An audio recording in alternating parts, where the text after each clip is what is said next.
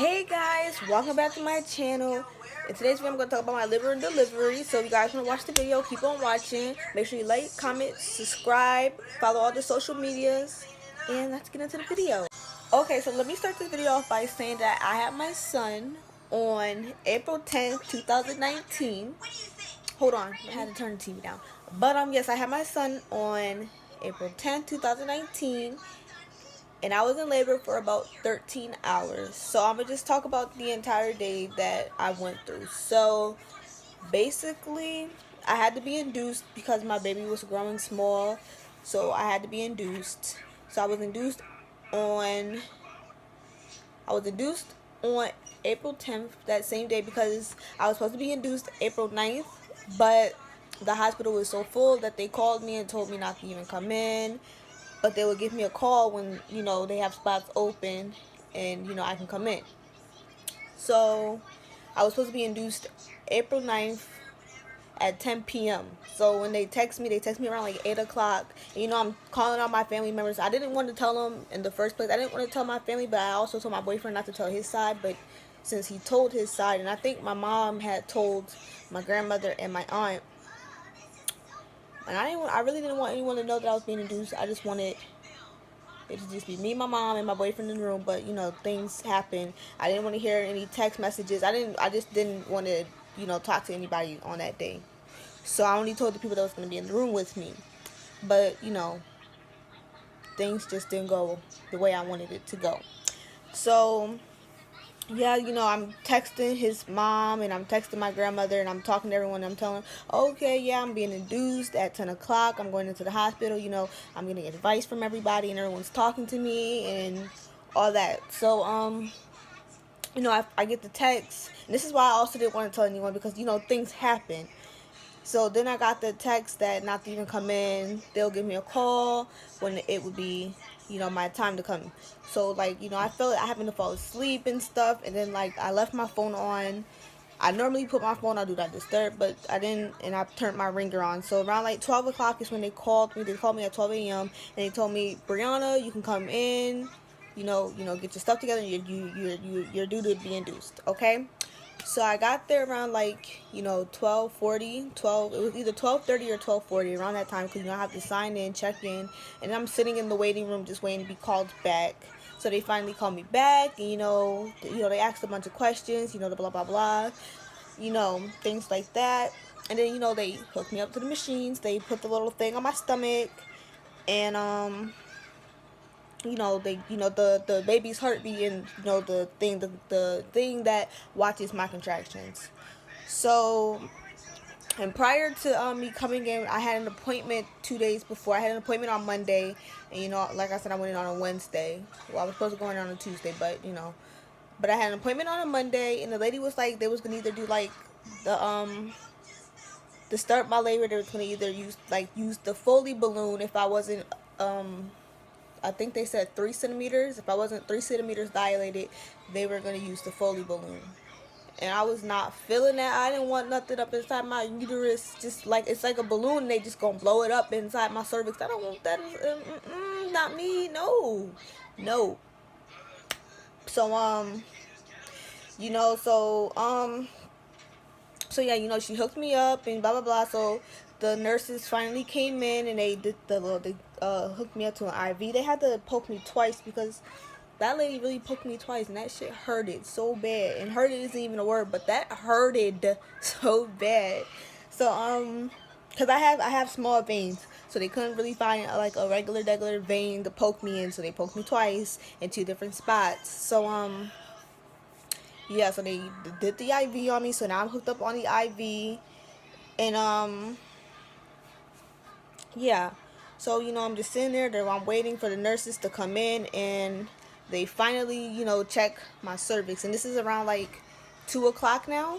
So around 2 o'clock they come in and they're checking my cervix, and I am actually 4 centimeters dilated already.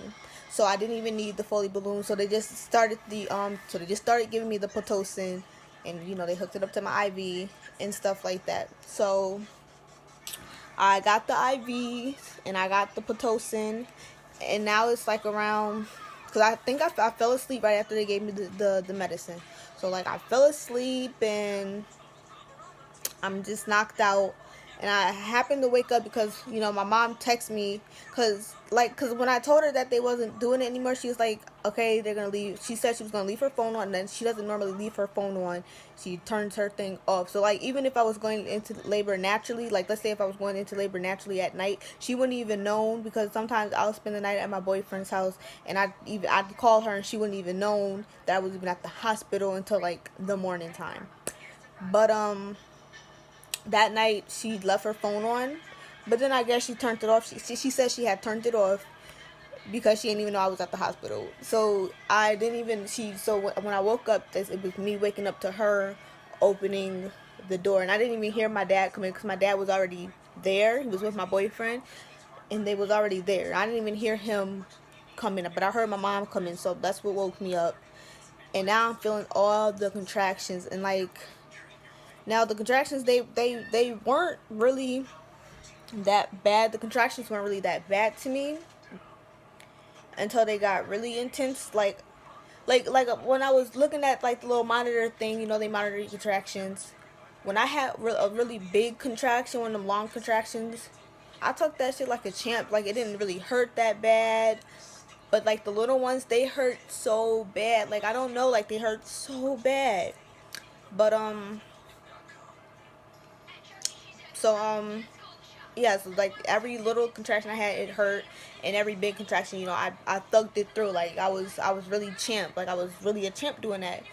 So I had to poop, and I knew I had to poop really bad. And so every time I'd have a contraction, when you have a contraction, when you're 10 centimeters dilated, what are you supposed to do? You're supposed to push. So every time I had a contraction, I end up pushing because I had to poop, and I just really want to push the poop out. So I'm just laying in the bed, and I'm just I'm tripping, like I really have to poop, and I really want to get this piece of shit out of my butt. Like I had to poop. So the nurses come in, and they're talking to me, and I'm having contractions, and they're like, do you want to, like, I told them I want a ball, like just give me one of the little balls so I can bounce on the ball. So they gave me the ball, and like I'm bouncing on the ball, and like my boyfriend is on the little the bed thing, and I have my head in his lap, and I'm just bouncing on the ball. And like I got my mom and dad on my back. Like it was like, I don't know, like the nurses came in and they told me something about putting your pressure on the bottom of your back, so that really helped also with the contractions. So yeah, so they gave me the ball, and so I'm just bouncing and bouncing and yaga, and I'm just doing, I'm just thugging it through. But I really, really have to poop really bad, and I keep telling the nurses, like, I have to poop, and they're like, no, it's just the pressure of the baby's head. No, I know what my body is telling me. I had to poop. I had to poop. So um, I was natural, because I mean, I'm not really natural, but like natural. I wasn't gonna get no epidural, period. But since I kept pushing, because I had to poop, I got the epidural because they kept telling me it's really bad. That I keep pushing, and it can mess something up on the inside, and it can mess something up with him. And I didn't want to do that. I didn't want to go through messing nothing up. So I just told him, you can give me the epidural. So when they gave me the epidural, that little shot hurt. That thing hurt.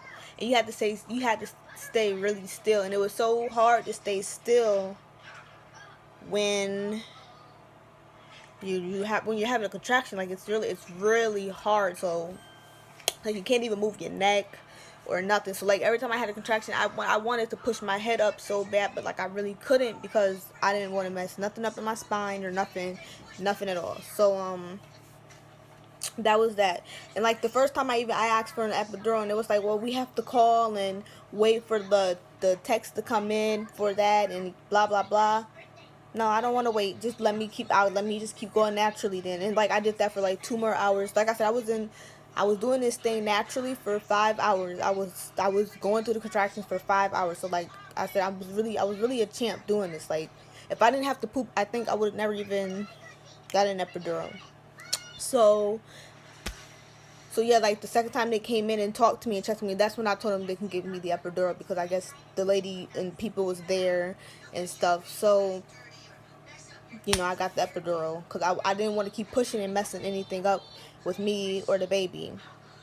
So, I'm just sitting there, I'm contracting, and, and I can still feel the pressure. I can still feel the pressure of the contractions down in my stomach and stuff. And it's like every contraction I'd have, I would not, I don't know, I didn't know if I was pushing or not, but like it just felt like I was pushing. But I know I wasn't pushing, I don't like, I really don't know how to explain it. But yeah, so that was that. So here I am just sitting here in the bed, and I'm just waiting so hours pass by. So like now it's like around I want to say like 12 in the afternoon, because I remember I was sitting there, and I wanted to eat so bad, and I was so hungry, but I couldn't eat. The only thing I could eat was Jello, so I just kept telling the nurses, bring me in Jello, and just the drinks. And I loved me some orange juice and apple juice, so I just kept telling them to bring me in apple juice and orange juice. I don't even like apple juice like that, but that apple juice in the hospital was so good, so I just kept asking for apple juice and orange juice. So that's what I'm doing. That's what I'm eating and drinking, just Jello and freaking juice. So I'm staying hydrated. So a few more hours pass by, and they come back in. And I think I don't. They came to check to see if my water was broke, and I guess it was broke, because when the lady came in, she didn't feel whatever it was that you were supposed to feel for the water. So she was like, "Oh, I guess your water already broke," and all that good stuff. So I'm like, "Okay, that's what's up. My water broke," and I'm all excited. I got the epidural. I'm feeling a little bit better, and I went back to sleep for a little bit. And okay, so now it's like around like 2 something, and they come back in, and now they're like getting things ready. Like they come back in and they check me. And like before they gave me the epidural, I was 6 centimeters dilated already. The second time they came in to check me, I was already 6 centimeters dilated when they gave me the shot. When they came back in, I was 9 centimeters, and like they started getting stuff together. They started bringing in the babies, the little baby bed thingy that they put the babies in, and stuff like that. So they're getting little things ready, and I'm all excited because now I get to push. And I tell them I want to see everything. I want to see it. I want to see everything happening. So they bring out a mirror, and they put the mirror right in front of the bed, so I get to watch myself push. I get to see the baby come out, and I wanted to feel his head. I wanted to feel his head before it came out. Okay, so I'm all excited. Like I'm excited that I'm about to start pushing out the baby. I've been pregnant for a whole 9 months, and like now I get to meet my little baby. So this show is so amusing. So yeah, so they come back in. They come back. That's when they checked my water to see if it broke. That's when I was 6 centimeters dilated. So the second time they come in, and I'm like 9 centimeters dilated. They stretch me open. So they stretch me, and like it was like a bunch of blood is just everywhere, and they still couldn't find the water to be broken. So they was just like, my water was already broke. So I was all excited. So now I get to start pushing. So when they stretched me, there was another nurse in there. She was just like, just let her sit up for a little bit so the baby can start moving downwards some more, so it'd be easier for her to push. Okay, and I'm all excited, like, yeah, let's make this shit easy for me. Make it easy for me. So that's what they're doing. They made it easy for me. So like 20 minutes later, the nurses come back in. Maybe like 20 or 30 minutes. 30 minutes later, they come back in, and like it's time for me to push. It's time for me to push, and I'm so happy I had a black nurse, because I be reading them stories of, you know, them crazy stories. That's all I'm gonna say. So I get to push now. So I'm pushing, and they do like the 3 sets of 10. So I maybe did like three sets of 10, and like boom, my baby was out. So I probably pushed like 1, 2, 3, 4, 5, 6, 7, 8, 9, 10. 1, 2, 3, 4, 5, 6, 7, 8, 9, 10. So yeah, maybe I probably did like 2 sets of 3, and my baby was here, like I said, I got to see everything in the mirror. So like when his head first came out, the cord was really wrapped around his neck. Like, so it was so scary because like I said, I kept pushing, trying to push that poop out when I was having contractions, that, you know, things happened. So I'm so happy that I had good nurses, so they got the cord off around his neck really fast, and I was just like, okay, that's what's up, do y'all thing. And then like they didn't have to tell me to push again, I just pushed again and his whole body came out. I did a really big old push and he was out. So like the delivery, I'm so happy I didn't tear, because like I said, I got to see everything. Like, I didn't tear, my crotch didn't tear, I didn't have to get no stitches. It was just, it was so awesome. Like, I really pushed this whole baby out of me. Like, I did that. Like, I did that. Like, I did that. So yeah, it's just like everyone's taking pictures and videos, and I'm happy. Like, I'm so happy. Like, I got to finally meet my baby. He was here, and he was here with his little handsome self. So yeah, he was born at 3. I mean, not 3. He was born at 2:33 p.m. on April 10th, 2019. My baby is a whole month old, and I'm happy. I'm just happy that he's finally here. So I'm gonna show y'all what baby Carter looked like, because his name is Carter Michael. The hospital actually messed up his name, because when they sent me his social security card, like me and his dad were just having a big old debate on what the last name should be, so we hyphenated it. But when his social security card came back, it was just my last name on the thing. And when I called the hospital, like, to see what the problem was, they never even put his dad's last name on the thing. But like when I got his footprint paper, both our last names is on it. So I don't really know what the problem was, so I left it alone. So when the hospital says it's just my last name, that's fine, and all that. So yeah, I'm about to show y'all what baby Carter looks like, and hurry up and wrap this little video up. This is Mr. Baby Carter. Hey, mommy's baby. Look at you. Look at you, handsome.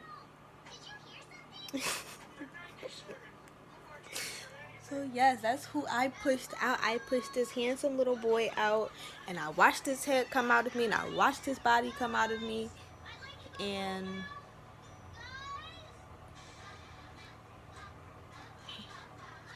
look at you. You are so handsome. And I'm just so in love with this little boy. Like, I am so proud of myself. I carried him for a whole 9 months.